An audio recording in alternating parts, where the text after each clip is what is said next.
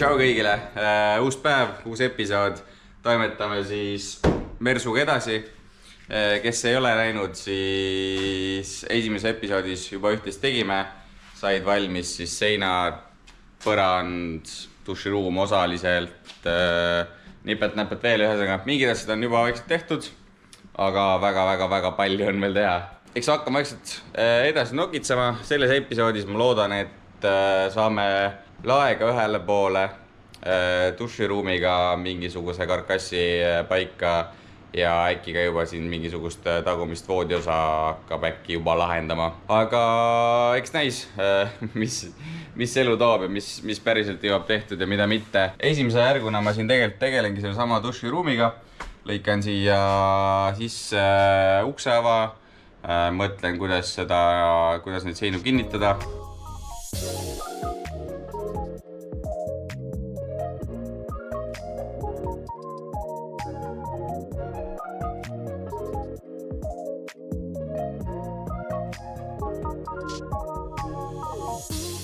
Järgmise asjana ma võtan käsile WC-poti osalise paigaldamise, et kuna see ka tegelikult mõjutab seda ukseava ja kui mugav sealt uksest läbi käi on. See pott tuleb siis siia seina äärde ja see on siis see kasseti tühjendusluuk. Ehk siis poti alumine äär võib olla tegelikult selle luugiga ühel joonel. Ehk siis ma tahan sellega tegelema hakata. Selle jaoks esimene asi, mis pean paika saama, on siis selle poti täpne kõrgus. Et see sisuliselt tuleb selle luugi ja ava järgi, aga kuna see luuk on mul hetkel, see ava ei ole mul praegu selle luugiga täpselt ühel joonel, pean selle freesiga lõppu ära viimistlema, siis ma alustan sellest. See on freesitud, siis ma saan täpse kõrguse, siis teeme siia poti alla mingisuguse plate, vaatame, kuidas seda toestame. Ja kui see on tehtud, saame poti peale panna, vaatame, et kõik asjad sobivad. Kleit tuleb ka korra, viskab pilgu peale.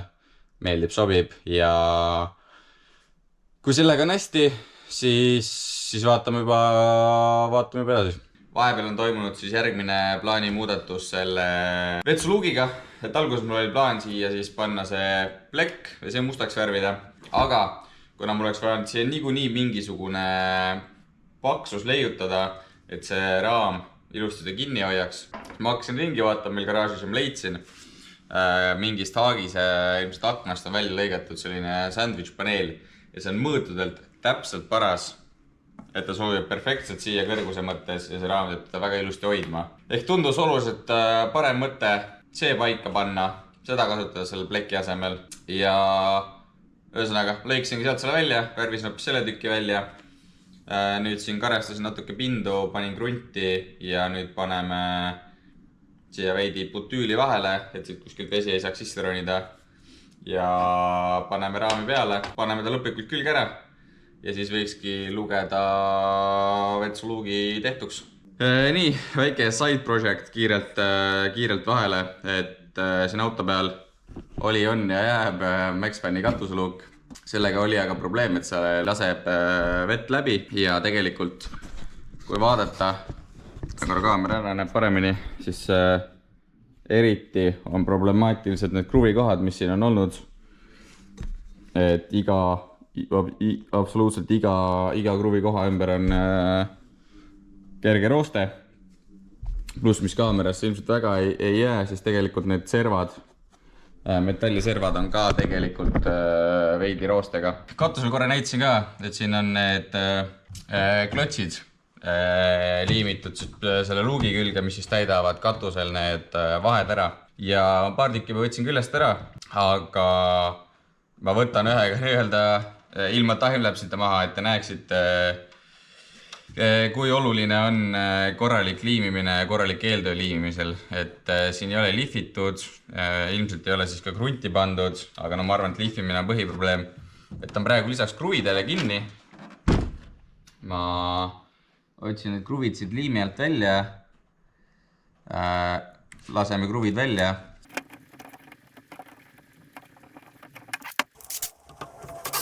Lasen need 2 kruvi välja, mis seda siis siin kinni hoidsid. Ja nüüd peaks siis liim hoidma, ma ei tohiks seda elu sees hakata lahti võtta. Liim peaks nii kõvasti kinni hoidma, et ma peaks seal noaga läbi lõikama, aga ja need on ka tegelikult kohad, kuhu ma ei saanud nuga vahele, sest et see kruvide eest pluss siin oli siis see klots, kuhu vahele mul lihtsalt ei mahu nuga. Või noh, oleks mahtunud, aga ma oleks pidanud meeletu jõuga suruma ja see oleks olnud võrdlemisi keeruline. Ehk natuke minu õnneks, et ma ei pidanud sellega, et nad tulid lihtsalt lahti. Aga noh, kui ta oleks korralikult kinni, siis ta võib-olla ka ei lekiks. Ja et see ei olnud juhus. Loeme teise klotsiga ka. No, seda ma juba nägin, see põhimõtteliselt kukub ise lahti. No. See liim ei ole siin nagu absoluutselt kinni.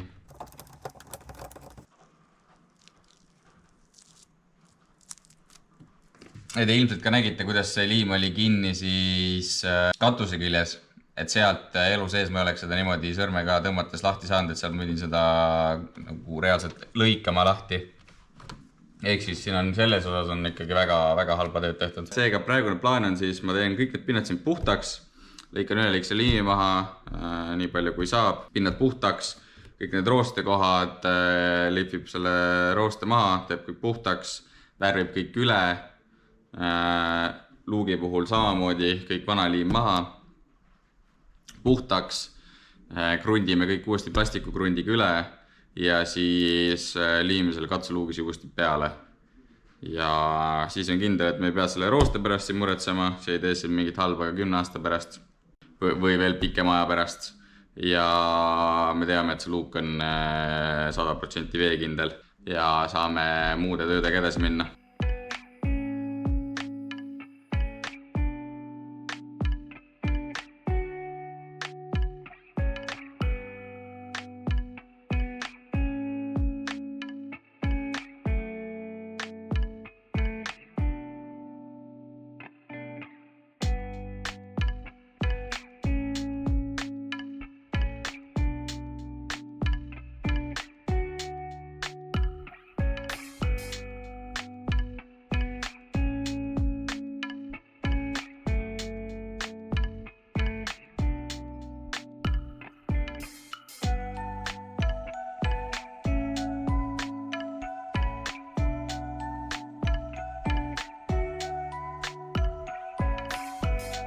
Jutustan ka vahepeal siis, millega mina tegelenud olen, siis kui samal ajal kui Rain on tegelenud siis vannide ja plaede ja muude asjadega, siis olen mina meisterdanud siis siia taha seda voodi alust, siis kappide osa. Sisuliselt meil tuleb siis siia ees tuleb siuke süsteem, et ühel pool on kitsamad kapid, kuhu läheb siis esimene on põhimõtteliselt panipaik, siia vahel läheb elekter, ja siia ette läheb ka pisut elektrit ja siis teisele poole tuleb pisut sügavam kapp, kus siis esimeses vahes on truumakombi, alla tulevad veepudinad. See vahe põhimõtteliselt siia jääb lihtsalt üks suur vahe, siin tuleb võib-olla riiulplaat peale, võib-olla mitte. Lihtsalt panipaik asjade panemiseks. Ja siin on siis siuke riidekapp, lihtsalt kõrgem kapp, et saaks ülevalt. Ühesõnaga saab siis panna, no ma ei tea, riideid või mingi kõrgeid asju, pikkasid asju. Ja mis siit edasi tuleb, on see, et nüüd kuna mul need kapid on hakanud enam valjuma, siis siia peale tuleb nüüd siukene voodilahendus. Siin keskel on siis voodiplaat, mis siis klapib ülesse. Ja nüüd ongi, kui sul on siit, suudad nagu garaaži osa puhtana hoida, siis saad iga hetk põhimõtteliselt elutoast minna garaaži, samal ajal tulla siit läbi õue ja sul ongi siuke veits nagu avatud, natukene avatud planeering. Aga nüüd ma hakkangi vaikselt mõtlema nüüd seda, et kuidas see asi siis siit pealt saada see voodi klappima. Isest voodi on nagu päris pikk, et 2 meetrit, põhimõtteliselt kogu see osa on voodiplate ja siit laiusesse on umbes siis circa 110 tuleb see voodi lai.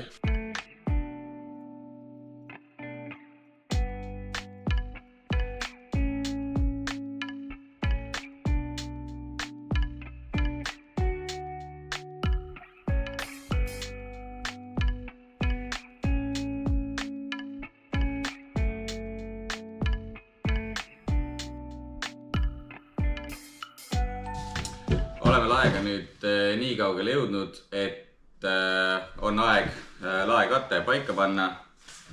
Siia läheb siis selline pruun kunstnahk. Võimalik, et ma varem rääkisin mingit teist juttu, aga kuna siin plaanid on, aga vahepeal on plaanid 7 korda muutunud. Ehk siis uued laevineeritseid lakke, igaks ajaks juhuks pahteldasin ka seal kruviaugud ja liitekohad ära, mis ma arvan, et ikka ilma pahtlita ei oleks näha jäänud, aga igaks ajaks juhuks, et kui see vaip sinna peale on või nahk on peale liimitud, siis saaks 100% kindel, et kuskilt naha alt ei jääks mingisuguseid kruvikohti või asju näha. Ja nüüd järgmine samm ongi see sama nahk sinna ära liimida. Selle jaoks siis esimese asjana ma lasen siia liimiga krundi peale ja me ise kasutame asja meie nimega kollane liim, sest see on kollane. Tegelikult see on lihtsalt mingisugune tööstuslik vaiba või nahaliim ja ma teen sellega krundin mõlemad pinnad alguses ära ja siis kui liimiseks läheb, siis lasen uue kihi peale ja siis nad lähevad kohe üksteise vastu ja hoiab väga tugevasti kinni. Teoorias võiks ka tavalise purgis spreiliimiga lasta, aga see lihtsalt jätab natuke parema lahenduse.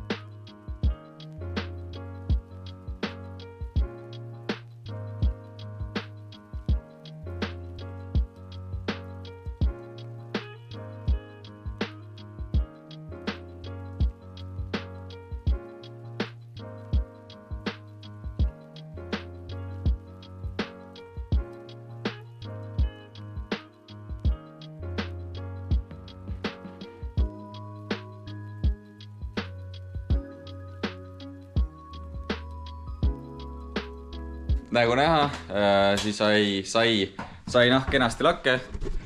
Kõik servad on veel tegemata. Need jäävad hetkel nii. Vaatame seda siis kui vaatame. Ühesõnaga, asjad liiguvad. Paigas on nüüd ka duši seinad. See esimene sein ilmselt tuleb veel eest ära, aga teised küljeseinad on siis liimi all.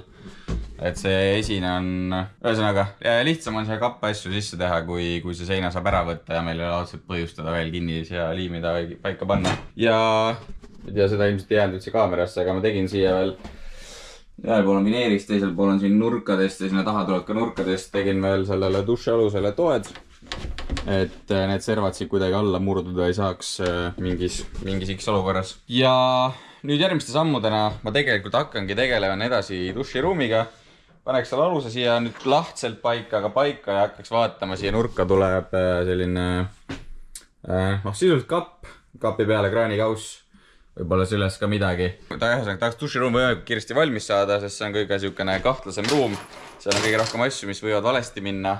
Ehk siis kui see on tehtud, siis on natuke nagu süda rahul. Kuigi loogilisem samm võib-olla oleks enne seinad lõpuni teha, aga siin üks vabandus veel, miks me ei ole seda teinud, on see, et siin omanik on 18 korda vähemalt plaane muutnud. Nii et väga hea, et me ei ole seda teinud.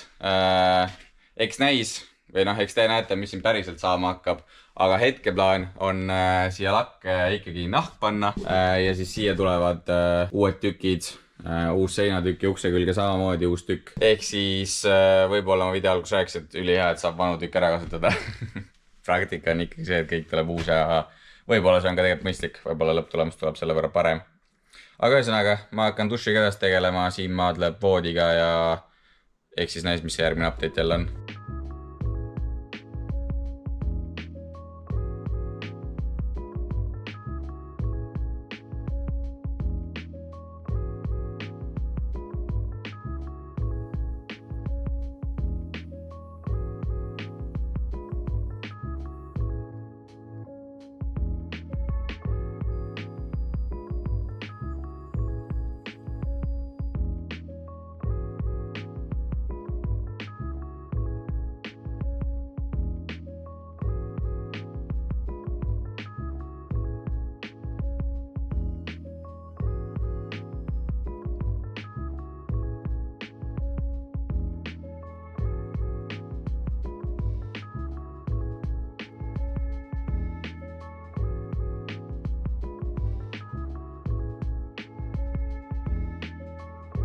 ma nüüd enam-vähem selle voodilahendusega olen nüüd peaaegu lõpusirgele jõudnud ja on see siis enam-vähem selline, et viimane kord, kui seda näidatud sai, siis oli veel täisplate. Voodiplatele ma tegin alla siis omakorda veel alumiiniumist talad, et oleks toetatud ja lõikasin ka sälgud, et saaks kaalu kergemaks ja samamoodi tegin ka siia sükse, aretasin supporti, et ta püsiks ilusti üleval ja oleks natukene lihtsam teda üles-alla liigutada. Siia tuleviks ilmselt tuleb veel mingisugune lukk või midagi, et saaks ka seda fikseerida siia ülesse. Ma tegelesin veel selle kirstuga. Ennem oli siin lihtsalt üks sein. Nüüd on ka mingisugust kaaned tekkinud. Saab asju panna. Ja ka telekas on siia tekkinud. Telekal on niisugune kinnitus, jalg ja sõiduaeg, siis ta läheb seinale tagasi. Siis veits ka paigutusest, seda vist võib-olla on juba ennem ka olnud, aga enam-vähem tuleb, elekter tuleb siia, akud, inverter tuleb siia peale, kõik need seinad lähevad elektrit täis. Nüüd ei ole muud kui tükkideks võtta ja lähevad siis lamineerimisse.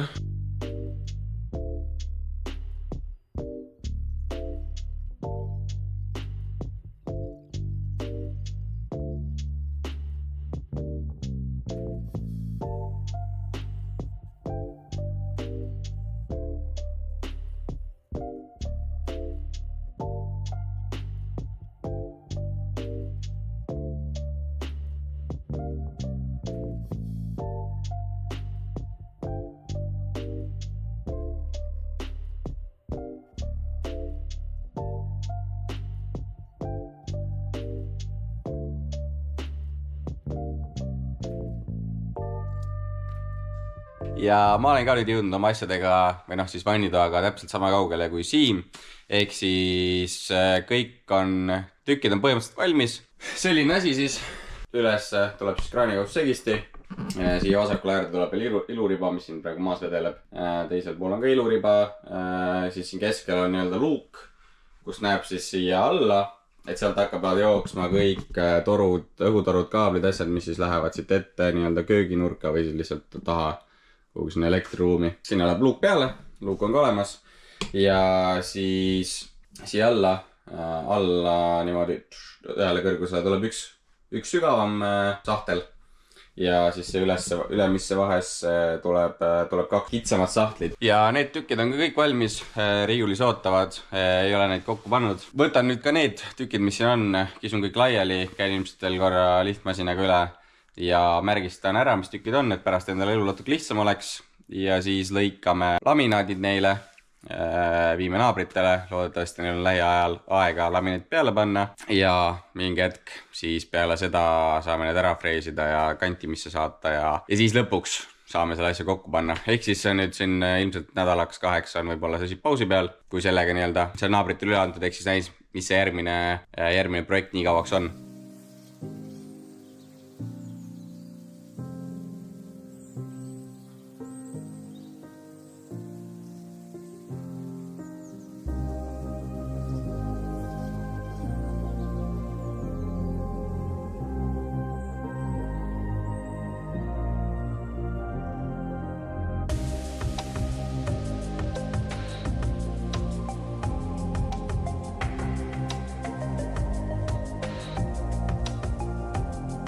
Nagu lubatud, hakkan siis laminaate lõikama kõigi asjade jaoks ja selline asi siis läheb mööblile peale, tume puit. Ja kuna neid tükke on väga palju ja tahaks seda laminaati võimalikult efektiivselt ära kasutada, siis tekkis veits küsimus, kuidas see kõige mõistlikum teha, et kas hakkame lihtsalt otsast lõikama või siis laotab tükid kõik siia laminaadi peale ja vaatab, kuidas on või ühesõnaga, mis kõige mõistlikum oleks. Ja lõpuks ringiga jõudsime sinna, et ma joonistasin kõik need asjad tükid SketchUpi, mis juba lõigatud on. Ideaalis võiks SketchUpist juba tulla see nii-öelda originaaljoonis ja kõik see info võiks juba siin sees olla, aga kuna asjad on nii palju muutunud ja mõõdud on muutunud ja kõik on muutunud, siis mul ei olnud sellist up-to-date joonist. Ehk siis ma joonistasin kõik tükid arvutisse ja ma sain arvutis sellise päris maheda ma ajan huvitav sõnavõik. Sain siukest katlisti, printsin välja ka. Ehk siis siit ma siis näen ära, kust mida lõikama peab. Nii on efektiivsus kõige kõrgem. Ja kuna mul on vaja mööbli mõlemale poole neid laminaaditükke, siis nüüd ma hakkangi tegema, et võtan ühele ette ja lõikan siis 2 tahvlit korraga, siis ma saan need topelttükid.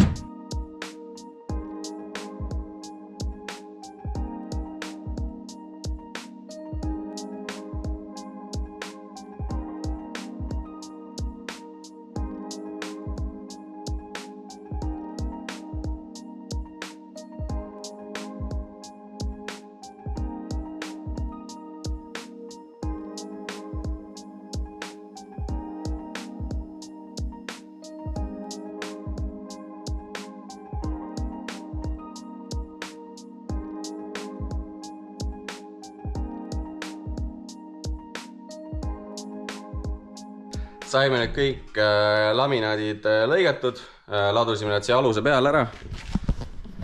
Nii-öelda iga tükk ja laminaat siis nii-öelda vastavalt koos. Ja nüüd siis mingi hetk lähipäev lähevad siis naabritele. Sellega läks iseenesest sujuvalt, ainuke asi, mis ma unustasin mõnel tükil ära muuta selle mustri suuna, et näiteks kapiuksed, mis vetsu tulevad, oleks tahtnud teha, et muster läheb siis nii-öelda kapiuksel ülalt alla. Aga ta standardis paneb pikku pidi, ehk siis mingi väike aga oli. Aga ma arvan, nüüd on ka mõistlik hetk videole kriips peale tõmmata. Nagu näha, siis oleme tagasi samas olukorras, kus video alguses. Ei tea, ilmselt üligramm on muutunud. Nüüd me kergelt koristame, teeme ise ka väikse reseti ja eks siis paneme hooga edasi ja järgmisena ilmselt võtame lõpuks käsile siin seina ja lae ja siis hakkame ka siia ossa mööblit tegema ja eks näis ilmselt üht-teist veel. Aga loodetavasti video meeldis,